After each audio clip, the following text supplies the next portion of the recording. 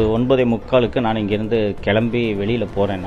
வெளியில் போகும்போது என்னுடைய வாகனத்தை துரத்தி கொண்டு வந்து என் வாகனத்தின் மீது கல் எடுத்து எறிஞ்சாங்க. நான் உடனடியாக அம்மாக்கிட்ட ஃபோன் பண்ணி, அம்மா கதவை திறக்காதன்னு சொல்லிட்டு இருக்கும்போதே இல்லை கதவை யாரும் ரொம்ப தட்டுறாங்க அப்படின்னு சொல்லிட்டு சொன்னாங்க. நான் உடனே 100க்கு காவல் கட்டுப்பாட்டறைக்கு ஃபோன் பண்ணி தகவல் சொன்னேன். அதற்கு பிறகு கொஞ்ச நேரம் கழிச்சு அம்மா கதவை தட்டிட்டு இருக்காங்க அப்படின்னு சொல்லிட்டு சொன்னாங்க. வந்தது யாருன்னு பார்த்தா அந்த துப்புரவு தொழிலாளிகளை இழிவாக பேசிவிட்டேன் என்று அதன் காரணமாக வந்தார்கள் என்று நான் யூகிச்சுக்கிறேன். நான் இந்த வீட்டில் ஒரு 3 மாதமாக 4 மாதமாக தான் குடியிருக்கிறேன். நான் குடியிருக்கும் இந்த வீட்டின் முகவரி ஒருவருக்குமே தெரியாது.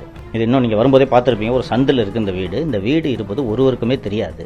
காவல்துறையை தவிர இந்த வீடு இந்த இடத்தில் இருக்கிறது என்ற முகவரி யாருக்குமே தெரியாது. துப்புரவு தொழிலாளர்கள் நேராக வாகனத்தில் இங்கே இறங்குகிறார்கள் என்றால் காவல்துறையினர் தான் திட்டமிட்டு அவர்களை இங்கே அனுப்பி வைத்திருக்கிறார்கள். அதுவும் குறிப்பாக காவல்துறையினர் எதுக்கு சுற்றி வளைச்சிக்கிட்டு சென்னை மாநகர ஆணையர் திரு அருண் அவர்களோட உத்தரவின் பேரில் தான் இந்த தாக்குதல் நடந்திருக்கு என்று நான் உறுதியாக நம்புகிறேன். வந்தவர்கள் 2 பக்கெட்டு முழுக்க மலம், சாணி, சாக்கடை இதெல்லாம் அள்ளிக்கிட்டு வீடு முழுக்க ஊற்றி விட்டு சென்று விட்டிருக்கிறார்கள். வீட்டை சூறையாடி இருக்கிறார்கள். அம்மாவை தாக்க முயற்சிச்சிருக்காங்க. அந்த வீடு முழுக்க இந்த மலத்தெல்லாம் கொட்டி விட்டதன் மூலமாக எந்த அளவுக்கு நாங்கள் எங்களால் இறங்க முடியுன்றதை எனக்கு தெரிவிக்கிறதுக்காக தான் இது நடந்திருக்கு.